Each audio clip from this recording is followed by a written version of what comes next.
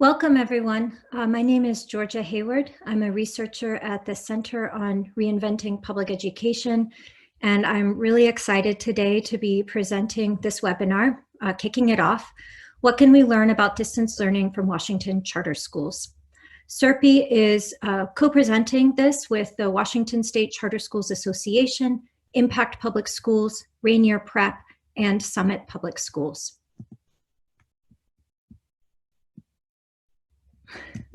Okay, sorry.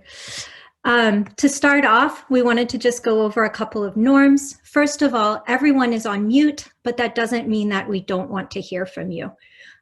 We're going to use the Q&A function in this webinar. If you look to the bottom of your screen, there should be a toolbar with a Q&A. If you click on that, then a box will show up. We encourage you to use this at any time to post not just questions, but to raise comments, concerns, or share good practices that you may know about. You won't be able to see anything that your peer attendees have written there, but we can see your questions. And at the end of the webinar, there will be a time for moderated Q&A.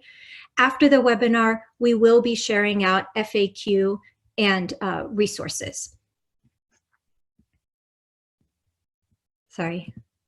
Okay, so the overview of our webinar, CRPE is going to start off just talking about some national trends from our distance learning database. Then we're going to hear from our schools, Summit Public Schools, Sierra, Rainier Prep, and Impact Public Schools, which are all public charter schools in the Puget Sound region of Washington State. For the last 15 minutes, we'll go to Q&A.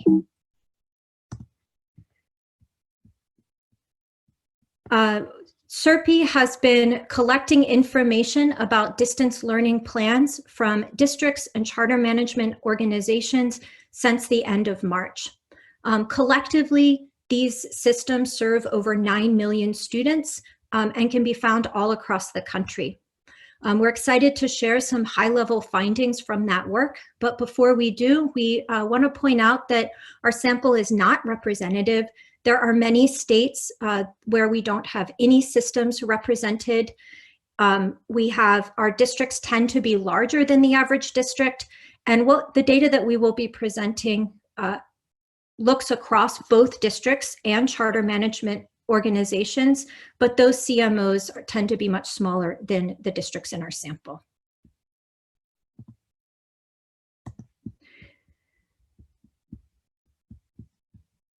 So what we first want to talk about is kind of our overall trends. So the good news is that there's been a lot of progress made just over a short couple of weeks. So if we look at distance learning plans at the beginning of April, about a month ago, nearly a third of those systems were only providing general resources. So that means something like a link to a Khan Academy course.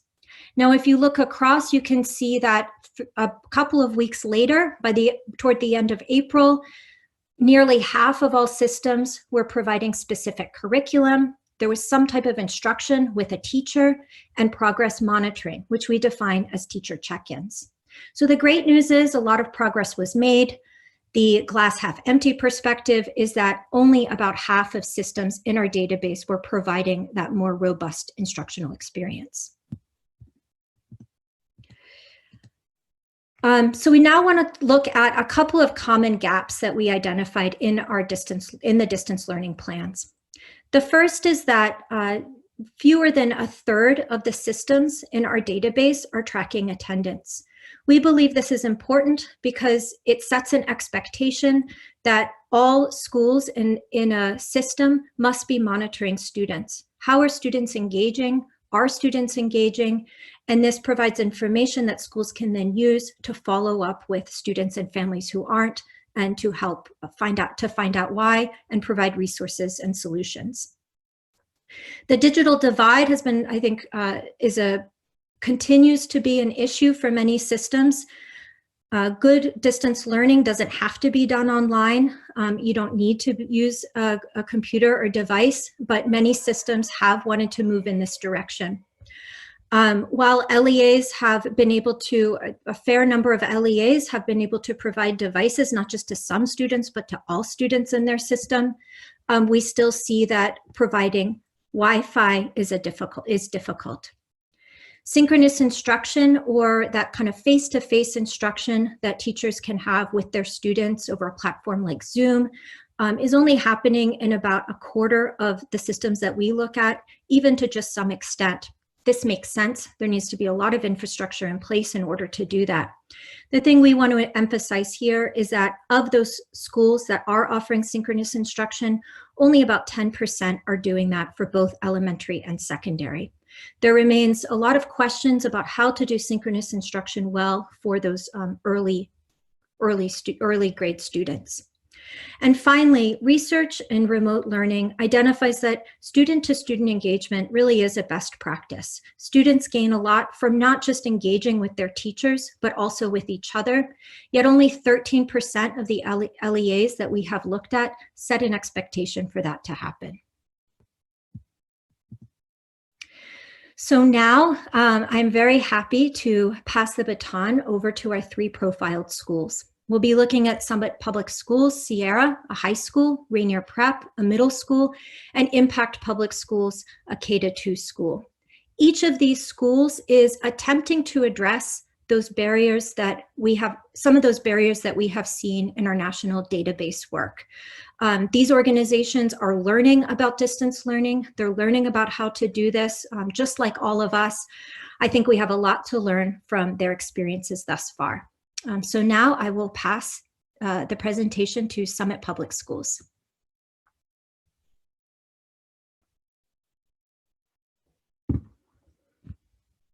Hi there, this is Diane Tabner. I'm the co-founder and CEO of Summit Public Schools, and I'm excited to be here with you today. My colleague, Dr. Ayana Gore, is here with us as well, and I hope later you all will engage with her and some questions about specifically what's happening at Sierra. Let's see. I'm not sure if I can advance this. Sorry, everyone, technical difficulties. Is someone able to advance the screen? Let's see. It says I'm in control, but it's not moving forward. Oh, there we go. Thank you. So just a quick bit about Summit. We operate 15 schools in California and Washington. About half of our students qualify for free and reduced lunch. Approximately 14% of them have an IEP and 14% are English language learners. And we serve about 4,500 students across our schools. If we could advance. Our approach, and I think this is really important, Summit had some really important pieces in place that's enabled us to transition pretty seamlessly into the virtual world. Specifically, we have been working for the last decade on a model that is really clear about the outcomes that we want from our students, and they are much more whole child oriented than a pure academic model. So we're working constantly to build not only the cognitive skills, those sort of real cross-cutting skills like the ability to analyze and think and solve problems, in addition to content, and perhaps most importantly in this time, habits of success. So these are the mindsets and behaviors that support learning and support success in school, like self-direction. And then finally, we seek as a high school to ensure that every student leaves us really clear about their concrete next step and what they're going to do next. Also a part, the way that comes to life is really 3 pillars in our model. First, every single one of our students has a mentor that they meet with one-to-one regularly, and they're part of a mentor group that stays together year after year. Second, it's a project-based environment. So the kids' work is really about real-world, authentic, hands-on style learning, where they're applying what the content into projects. And then finally, a huge focus on self-direction, and not the idea that students just come to us magically with the habits or the skills of self-direction, but that we actively help to cultivate and develop those skills in our students. And certainly those skills have paid off since we have begun virtual school. If we can shift to the next slide. All right. It's hard to believe that 9 weeks ago, most of us didn't even know what the coronavirus was, or were just starting to learn about it.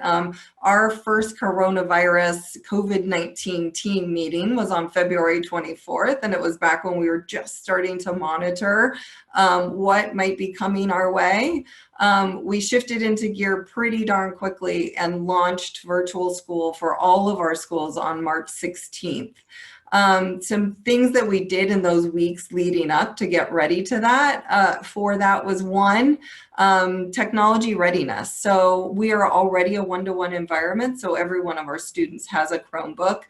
We obviously have plenty of bandwidth at school, but we needed to figure out what was happening in students' homes and make sure that they were all organized to have power cords and everything ready to take home when they needed to go. The good news there is a lot of people have more bandwidth than I think people think in their homes, but certainly the demands of virtual school are greater than what a lot of people can support, especially when you've got families all using up that bandwidth. So we deployed a strategy around hotspots and free internet access, et cetera, to make sure that all of our students have access to the internet. It's something we continue to monitor because kids can slip in and out of that. We also prepared a student orientation that we got our kids ready for virtual learning right before they left us on Friday afternoon. We also recorded a video that we sent home to parents to walk them step by step through what it would mean to be engaged in virtual school. And then we planned 1 day of professional development on the 16th and then launched on the 17th. So that was our sort of lead up to virtual school. And you hear me saying virtual school and not distance learning, and I think it's worth just spending a second on that. We've purposefully branded this virtual school. We do not call it distance learning. And that's been very intentional. The very last thing we want to tell our kids right now is that we have distance from them. We hate the word distance, actually. We categorize this as either in-person school when we're in our building or virtual school when we're doing school online, but we don't want to give the sense that there's any distance between ourselves and our students and our families right now, because a big part of what we're doing is staying connected.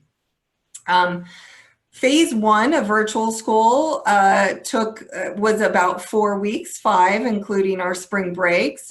It was the first phase back then. Many of us thought we might be returning to buildings in a month.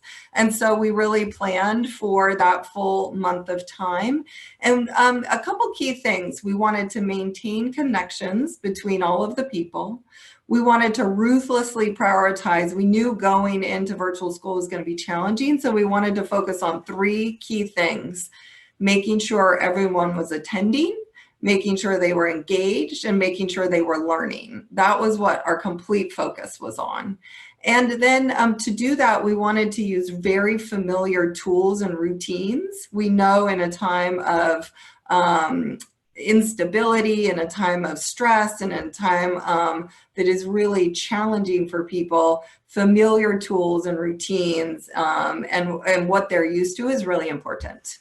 And then finally, everything we do is grounded in purposeful, meaningful work. So we wanted our teachers and our students and our families to be saying, yeah, what I'm doing right now is purposeful, it's meaningful. I understand why I'm doing it. It makes sense to me. So that was our sort of guiding principles of phase 1. Phase 1 lasted until April 24th. I wanted to just give you a sense of the type of the limited data we were monitoring and collecting during this time to gauge if kids were attending, engaging, and learning. On the student side, there's some key actions we were looking for. One, that our students were setting and completing goals on a daily basis. We naturally capture this data in our learning platform. This is our proxy for attendance. This was really important because not all kids can attend synchronously. And so we want to make sure that even if they're coming in asynchronously, that we're capturing their engagement and their attendance on a daily basis. And this is a habit of success. Setting goals and completing them is actually moving you forward. And so we're combining sort of the attendance taking with habits of success in order to make sure that our kids are really doing what we want them to do. The next piece about their engagement and their learning was we wanted to make sure our students continued to submit work for feedback.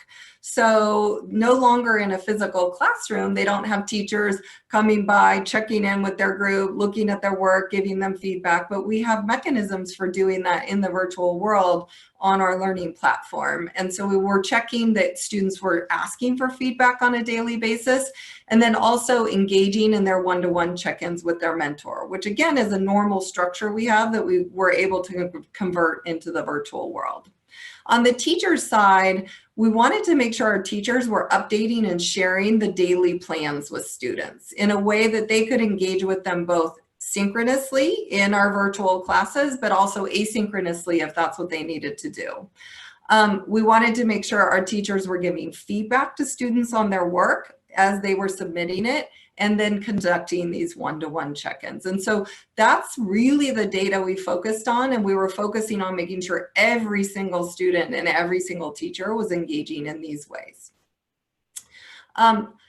Some early learnings from that first phase, attendance, believe it or not, was as good and in some cases better than our regular school attendance. The community came together and they wanted to be together and they wanted to engage. And so really phenomenal, meaningful attendance. We had our students demonstrating their habits of success and self-direction on a daily basis. We have not tried to hold students in a virtual space for 85-minute periods. We instead bring them together at the start, we get things launched, we make sure they have the resources they have, and then most of the time we're breaking out into small groups or pairs or individual learning, coming back as needed, or teachers are circling up with small groups, but we're not trying to sit on video all day throughout the day and mimic the in-person classroom. And then finally, our parents, and here's a good example of one of many pieces we've gotten from our parents around just the insights they're now having to the skills that their students have developed, not only academically, but in terms of driving and leading their own work. Once we realized that we'd be spending the rest of the school year in the virtual space, we shifted to phase 2. And basically we added to our priorities of attending, engaging, and learning, finishing the year strong. We have been committed from the start that our students will not have any loss of learning this year, and that they will be able to continue to engage with the material they were expecting to engage with and build the skills that they were expecting to build and be ready for launch next fall, whatever that looks like.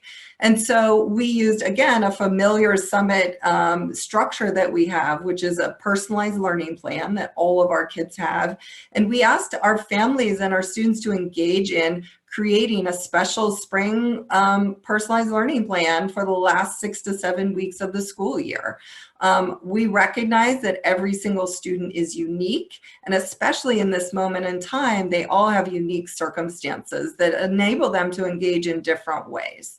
And so we gave our students 4 pathway options as part of that. And those 4 pathway options are, they could choose to accelerate their learning. We found that after 4 weeks, some of our kids who were really on track and doing well were sort of starting to lose motivation. And so they needed a little bit of like a shot in order to get going and to really stay engaged. There's also some who are just sort of at this moment in time getting tired and they want to get they want to accomplish something and get done. The next was stay on track. This is working for me. I can manage this. I'm going to persevere and do what we're doing through the end of the year and finish my courses and finish my work. And the third one is focus on what is important. And this is a slightly pared back version where we've taken a very competency-based approach to what skills do our kids really need to finish the year with, and enabled them to take a pass-fail approach if they choose to. And then finally, for really severe cases, the step back, which is there are just a small number, and it turns out in our case, literally a handful of our 4,600 students who the circumstances of their family's life right now do not allow them to fully engage in school. And so we are working directly with them to make sure they continue to be connected, but doing a little bit of a pause on school on a daily basis right now. We've prioritized making sure that every family really makes this choice and that we honor their choice and that we support them in their personalized way. I will tell you, we're in the middle of this right now, and so we don't know exactly how it will end. I'll be excited to come back and share with you. But I do want to share some really inspiring data. You know, we had really robust conversations about these pathways as we were launching them.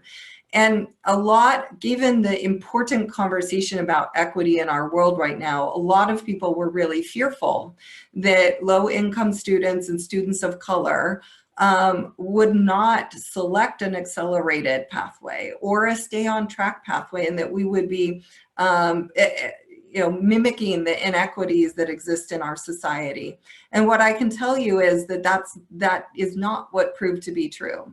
In fact, when you give kids the skills and you give them the opportunity, it doesn't matter that they're poor. It doesn't matter that they're kids of color. They want these opportunities. They want to accelerate and stay on track. And so I'm really proud that we've actually given our kids these tools they need to accelerate and stay on track. And the vast majority of Summit students are on those two pathways as we seek to finish the year strong.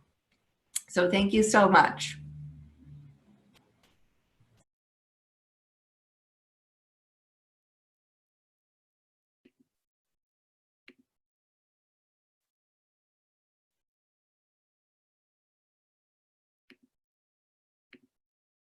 Thanks, Diane.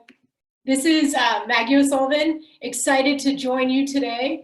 I am joining because in this moment, I am both irate and inspired by what's happening around the country in public education. And I hope by sharing what we're doing that we may contribute to having more kids have greater access to high quality instruction. Just a bit about Rainier Prep. We are a community-based public charter school. We're a middle school, about 330 students, and we've had the opportunity over about 6.5 years to really refine an awesome brick and mortar model. But we were very underprepared to make this transition. So I'm going to talk you through what that was like for us, because we really do a great job with our model, but this is so different for us. So we decided that we would focus on reimagining, not replicating the experience for kids. We knew there were some things that we needed to do. Ensure access, put people first, and that's students, but that's also staff members. And we knew we would have to iterate towards success because we were all going to be learning this together. The final piece was to really inspire people in this moment of change to have real and meaningful learning. Let's start with ensuring access. We are not a high-tech model, and we work with middle schoolers. So during the same week of time, I was saying there's no way we can go online because of equity issues. And by Friday of that same week, I was saying we have to provide full access to every kid because of equity issues. So within a small amount of time, like 48 hours, we secured a kid's Kindle for every kid, hotspots, Chromebooks, and we're getting them deployed to our families. These are two of our staffers doing some safe drop-offs. We also thought a lot about mental health, a lot about food stability, loss of hours, and keeping in mind during that planning process, our students that get special services, how would we do our IEP meetings, our EL groups, etc. So that ensuring access first. Next, we thought about putting people first. Everyone's world got changed so quickly that we started that first week focusing on our staff members, our students, and then that advisory connection with our families. The one-on-one check-ins, those continue weekly, and we also continue our advisory circles as well as our community meetings. Next, similar to Diane, we think of this not just as online learning, but online school. It's a whole experience. And we've learned, I would say, each day and each week, what's going to work for our students. Imagine we're really on almost like schedule 3.0 at this point. And right now at Rainier Prep, we do synchronous classes daily. Our schedules for students starts at 10, for teachers starts earlier. And we think about the kind of experiences that kids have at school. We have whole group community meetings, we have classes, we have small groups, we have one-on-one, we have recess, we have activities. What are all those different pieces and how are we providing those? Some of our work that we ask students to do is also asynchronous, that they complete at their own pace. A big element of what we look for is we want that that connectedness and that engagement, and that comes through that student voice. So we're using a lot of tools that will help us see what students are thinking, have them communicating with each other, producing video, written, etc. And it is a time to stay connected. So that's why we do continue our community meetings, which just happened on Friday. We continue routines that they're familiar with, like our guides of the week or awards. Now, online school is a little tricky when you're talking about 10 to 14-year-olds that have never experienced this. So think back to a conference call you've been on with 10 adults. We are putting, in some cases, 80 middle schoolers online with the ability to unmute and chat. Think about it. It could get a little crazy. So we have learned a lot because we want our kids to chat and engage and be on the mic. So here are some things that we do that are working for us. We have 2 teachers for each class. One is kind of that instructional lead, and one is sort of our logistics lead. They handle using the mute button, helping someone with technology, managing the chat. Having the 2 adults makes the adults more comfortable and makes the instruction more seamless. Use familiar structures. Similar to what Diane said, we want to use things that kids already know so that we can then have more, gain more learning ground. We use things like they know, like a do now or an exit ticket. We use review games that they're familiar with that make it fun for them to engage. We've noticed with the synchronous learning that the wait time and pacing is very, very different. So it is something that we're actively working on, and I challenge you to think about. The engagement is the #1 thing that is a challenge. And that's because we know as teachers, what you're doing is constantly assessing where your student learning is. You see a lot of people right now, they're putting content out to people, but what is the student really giving back? Where is the learning happening? So here are a few things that we've used that are really helping with the engagement for middle schoolers. And when I say engagement, I also mean learning, like what are they able to show us? These are Kami, Pear Deck, and Edpuzzle. They're ways that kids can communicate their learning back real time so the teacher can engage actively with them. We've also really enjoyed Flipgrid that can really inspire students with that video piece. Finally, we are doing a lot of teacher professional development. I'm not going to hit on this hard, but I would say one thing that's helped us is using the Screencastify, where we can capture a tiny moment of what teachers have learned because we're learning so quickly, and then share it with our larger group. Finally, that student life component, we're really actively surveying our kids, we're working on that social emotional piece, but we're also adding the pieces like student government, yearbook. We have a weekly baking class. We do things to help try to create that connectivity and that social time because that's so important for our middle schoolers. So what I recommend to you, if you're looking for advice, is listen to your teachers, students, and families. Iterate towards where you want to be. Experiment, take that experience to gain your expertise, and you'll get there. I would share a video, but I don't think we quite have time, so I'm going to pass it off to Jen with Impact. Thank you. Thanks, Maggie. Hi, I'm Jen Wickens, CEO and co-founder of Impact Public Schools. Great to be with you this afternoon. Thanks for spending your lunch hour with us. Impact is a local, growing charter school network in Washington. We have our first school opened in 2018 in Tukwila, just south of Seattle. And we are preparing to open our second school, Impact Salish C Elementary, this August, which will eventually serve South Seattle families. We are an early elementary school right now. We're serving grades K through 2, eventually growing to K through 5. And we have 3 main components of our model. Social emotional learning is our foundation. Individualized instruction. We provide targeted small group instruction to children every single day, and they're just right groups in reading and math. And we also are focused on decolonized project-based learning. Last year, our results, student achievement results, placed Impact in the top 5% of public charter schools nationally. So when COVID set, I, like Diane and Maggie, we basically broke down the process of responding into phases.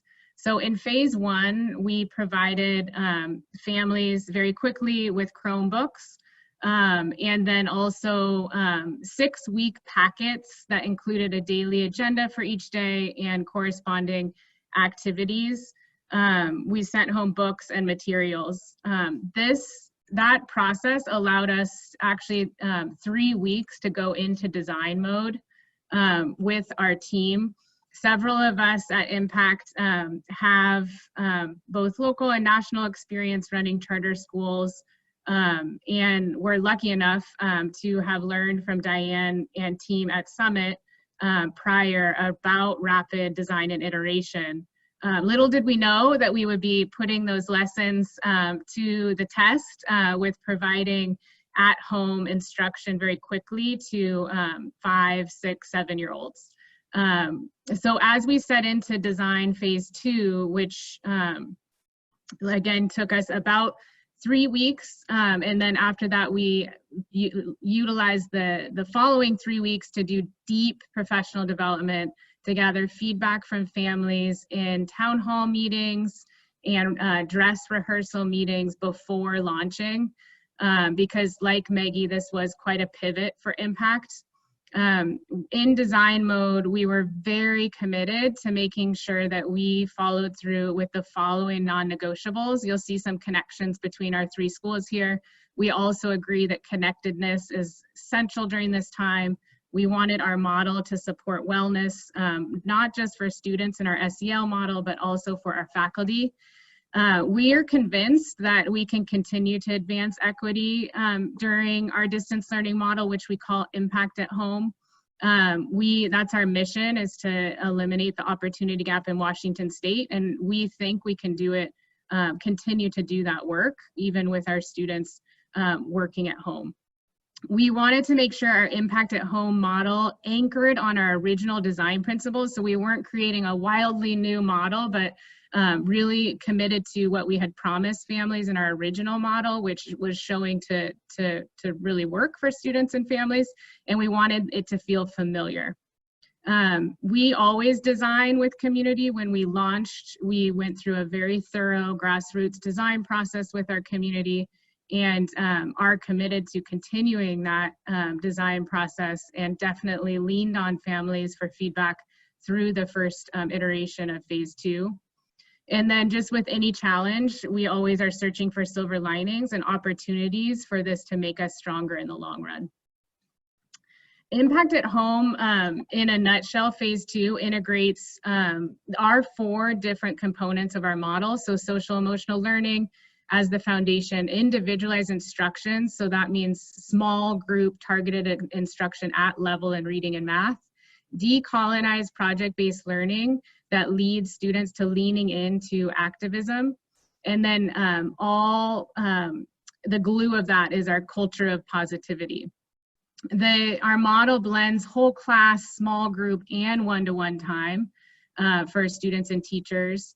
It is teacher-led and family-supported, which was very important to the families and the feedback they gave to us. They said, you know, it's been great to be helping my child, but like, where's the teacher? I need the teacher back. So we were committed to designing a model that had daily synchronous instruction in literacy and math, daily real-time feedback for teachers and peers, and all materials sent home in project kits, and then providing a structured day for those who needed a flexible option.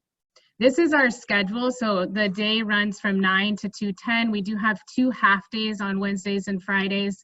Again, starting in mentor groups with social emotional learning, really prioritizing literacy in small group, targeted groups, and math, and then also project-based learning. We have embedded afternoon recess and movement, as well as enrichment.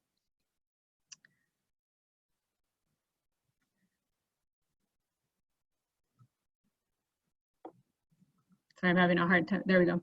One of the design challenges we were faced with early elementary students was just making sure that they would be able to navigate through the day. We searched far and wide for a platform or a learning management system that was that worked for pre-readers or students who are really early readers. And couldn't find exactly something that was either flexible enough or that aligned to our design principles. So we actually designed our own. Using Google Sites, we designed a page that allows students to click on their teacher's face, again, leaning into connectedness, that takes them then to a schedule that is very simple. It's bright and colorful, and there are images. So teachers can say to a child, click on 10, and click on the fish, your group fish, which allows them to provide that differentiation. In addition, we needed to provide a tool that would help students move throughout their day so that parents didn't have to sit right next to them saying, click on that, or it's time to do math. But instead, we could help guide the student to their next portion of the day. So we created a radio station using radio.co that actually streams throughout the day.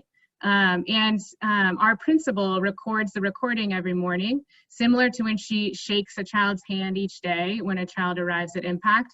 She gets to say, good morning, scholars. We're so glad you're here today. And then she gets to move them throughout their day, saying, okay, you have 2 more minutes for math, and then also gets to actually reinforce some of those mantras that we use with scholars that are affirming for them, which we believe is really important right now. So for example, we say, kiss your brain, kiss your heart, and these things of scholars that are familiar to them that make them smile throughout the day. The next design challenge that we were faced with was, how do we actually do project-based learning at home and make sure that it's equitable, knowing that everyone has different resources. Project-based learning is a core component of what we do. We didn't want scholars on the computer all day long. We want there to be a blend of virtual instruction and also hands-on instruction. So we mailed home project kits to each family that included all the supplies they need for our Community Helpers project, which is a project we designed in-house to be responsive to the time and also age appropriate for our students. In addition, the project kit included a new set of books. These are the actual platforms we chose. We went through a very quick process to find the best platforms that worked in alignment with our design principles. We are using Class Dojo just for positive culture motivation throughout the day. You will see that our culture is really focused and joyful. We are, like Maggie and Diane, seeing high attendance, in some cases higher than what we had in our in-person model. We're measuring student progress along the way, including very clear concrete goals for our faculty. The first week goal was to hit 100% of families with Chromebooks and wireless setup. Second week goal was to begin to monitor academic growth and the adaptive programs that we use. We are deeply committed to providing report cards. I know that's kind of a hot topic here locally right now. Students are working very, very hard right now. They're showing up, and we believe that we should provide them with the feedback that they deserve at this point. We are also committed to supporting all scholars, so we have worked very intentionally to build plans for those who receive English language learner services, those who do have IEPs or 504s, and you can read how we're doing that. We are providing these virtually and with links from the website page for them to go into their small individualized groups where their learning specialist is there to support them. We have, for those who a 9 to 210 day does not work, we have provided a flexible set of options for families. Right now, we only have a few who have taken advantage of this, but we understand that this is a very challenging time. Some have, very challenging childcare issues. We want to make sure all children have access to high quality curriculum and have set up a schedule that is synchronous for those who need it, though we are seeing that the mass majority of our families are actually participating in the Impact at Home as is program. We're in the process of building phase 3, so that's phase 2, which we're really excited about, but we are committed to getting better every single day at Impact. We're collecting feedback regularly from students, from teachers, from families to iterate on the model. We realize that this work is going to take a ton of humility and commitment and adjustment along the way. And we're in it for the long run with our families, especially if we're not able to come back in the fall. Some of the bright spots we've found already, though, are that scholars are becoming even more independent in their academic journey. We're so inspired by them right now. We receive a ton of inspiration from the strength of our families right now. Our educators are developing much deeper fluency in adaptive software. We're going to use Impact at Home, we know for sure, in the future to prevent summer slide. So it will become our new summer program. We're also working on potentially being able to provide Impact at Home with to more families and students across Washington. And then last but not least, we're just learning from so many educators right now and building new partnerships locally and nationally that we know will be important in the future. Thank you so much for listening.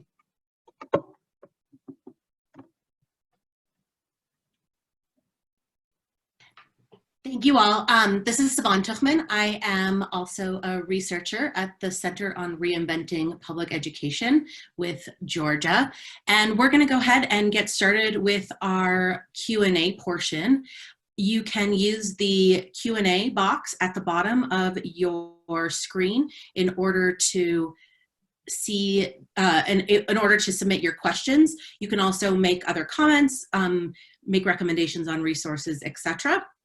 Just to get us started, for the panelists, I'm interested in how you are thinking about gathering and sharing the collective knowledge that you've started to aggregate right now.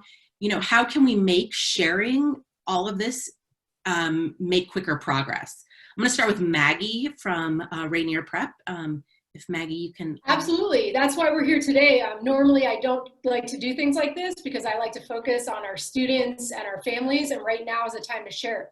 So we're going to be out there more. We're thinking about different ways and platforms that we can do that in.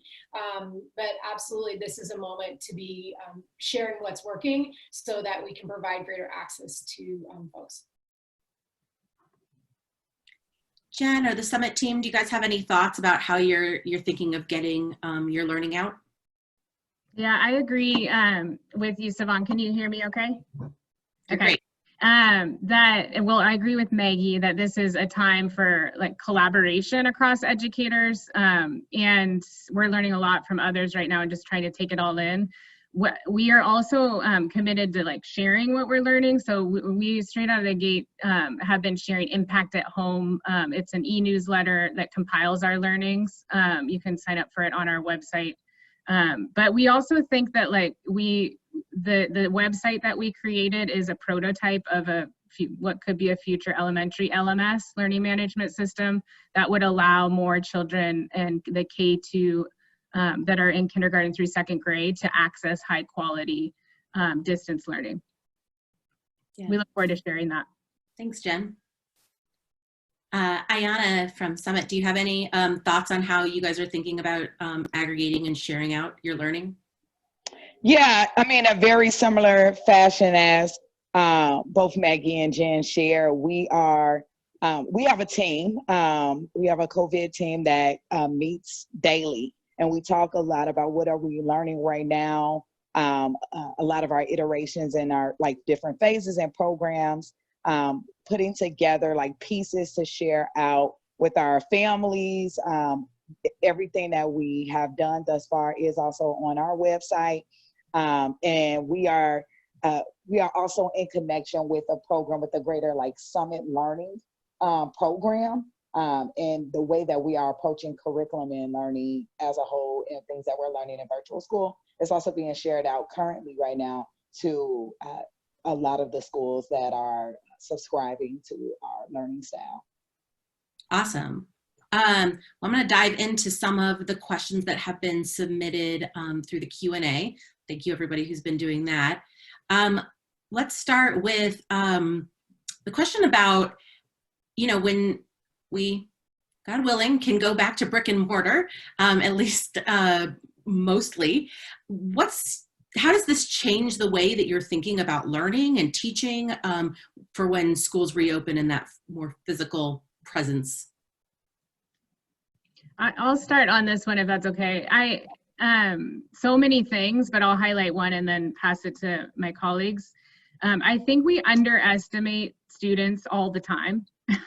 So I think they're like, students are naturally curious, they're independent. Like we just, if, it goes back to what we've learned before, like when you hold them to high expectations and provide supports, they rise. And our students, they're rising as we speak. I also think we have drastically underestimated what parents can do at home, including low-income families. They're in it. They're working hard to support us right now, and I cannot wait to see like what we will how we will continue that partnership when we come back. I think that we could do so much more together than what like traditional school has done historically. That's awesome. Maggie or Ayana, do you have anything more to say about how you guys are imagining going back to the brick and mortar world? I could just add that, like, honestly, we are focusing on finishing strong. We want to make sure that we are supporting families. We are supporting our students right now. And the biggest pieces that we've been able to take from out of this is that we've actually, I feel like we've gotten more connected during this time. I talk to I'm able, because of this virtual space, I'm able to connect with my families more.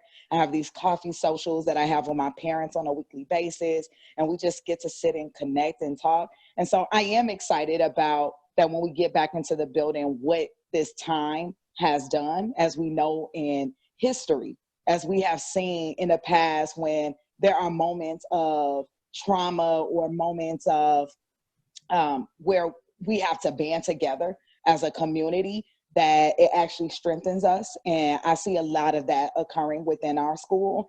And so I know that is one big piece I want to take further, and how can we continue to maximize on that. But as I said, we are focusing on this phase 2 right now. We do have a team that's thinking about if potentially if there's a phase 3 or phase 4, but we want to make sure that our students are mastering these skills now and are finishing strong. Awesome.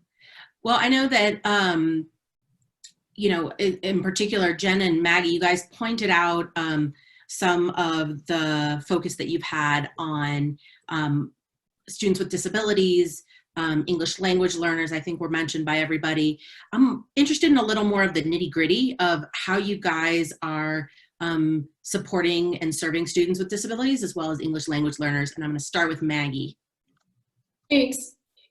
This was a situation where when we started to realize that we were going to have to close our physical doors, we got kind of scared because we wanted to make sure that we were serving those students, but we had trouble kind of envisioning what it was going to look like. You know, from everything from, you know, knowing that every day counts so much for them, to in terms of their instruction, to like, how are you going to give them progress on their goals? And the cool part is that we have a really powerful, small student support team, and they figured it out. You know, they are offering specialized instruction, you know, online, and it's amazing. And they are doing their IEP data gathering, and then they meet with the family online. I mean, they do those same functions that they did historically in the building online, speech, etc. So it's pretty amazing. Yeah, Jen, can you talk a little bit about how it looks for you guys at Impact? Yeah, same exact story, Maggie. Like, great fear initially, and then just seeing a lot of inspiring practices take shape virtually. One example of that is I had a teacher yesterday tell me, I said, "How's it going for you?" And she said, I am loving this because I get to spend more one-on-one time with scholars who need me the most right now than I could when I was teaching the whole class. So those one-on-one small group sessions are just invaluable right now, and actually moving academic performance, which it's early to say that, but you can see evidence of that in the adaptive online programs we're using, which we're excited to track and then share more later. That's great. Ayana, do you want to talk at all about how Summit has been thinking about serving students with disabilities and English language learners amidst the virtual world? Sure. Very same vein where we have been able to continue to offer services using a lot of like our mentoring approach, but our case managers being able to do that with students on their caseloads. So I believe that was like Jen had mentioned, just like having that more one-on-one time. All of our case managers have been able to connect with families. We talk with them on a weekly basis. They have one-on-one connections. They push in to the virtual classes. So it's a lot of the same services that we offer when we're in the building. We're still doing those same things in a virtual space, but also just adding a different layer of continuing social emotional support, connecting students with like our counseling team, and just making sure that we are thinking holistically too and beyond, because a lot of these changes are tough on all students, and even I think even in our special education population where that social aspect, that connection with whether it was their case manager or their teacher, it has been pretty tough. And so we spend a lot of time just ensuring and checking in with the students. Their check-ins maybe more daily than most, and ensuring that we are in front of them every single day. Yeah, you segued right into my next question, which was going to be about how you guys are integrating in the SEL and trauma-informed, both in your pedagogy as well as in some of the structures you may have already had in your schools, similar to what Ayana talked about. Jen, you want to start us off? Sure. Yeah, we're one of the elementary partners with Valor Collegiate. So the circle model is just a core component of what we do with faculty and with students. So we just do components of circle virtually and in small groups. So 15 students to one. It was not easy figuring out how to do it virtually and make sure every voice was heard. But we have a rhythm now, and it's healing, and it's grounding for all of us. We start and end the day in mentor groups with the components of circle that we're really leaning into. Cool. Maggie, what's that look like? Sure, I'll add quick. We use the circle as well. Jen, we're now calling it the square because we can see everyone in the square. So we do those rituals of connectedness that are helping. I would say a component not mentioned yet is really staff health. Staff are really managing a lot right now, whether they're managing their own families while they're trying to provide instruction online, supporting other folks. So we've been thinking about, and we just had a session on kind of staff care, really thinking about what that looks like, because it's just a key component to making a healthy system. So attending to certainly the students and parents, but also to our teachers. Yeah, that's super important. I will say too, like, we've been doing some recent thinking on like how important SEL will be when we return, more important than ever. And we will have, you know, some additional gaps to close quickly, but more importantly, we will need to lean into the social emotional circles like we've never had to before. So just really trying to think next about how do we prepare for what our students and families will need when we do get to return. And that's like one core component for sure.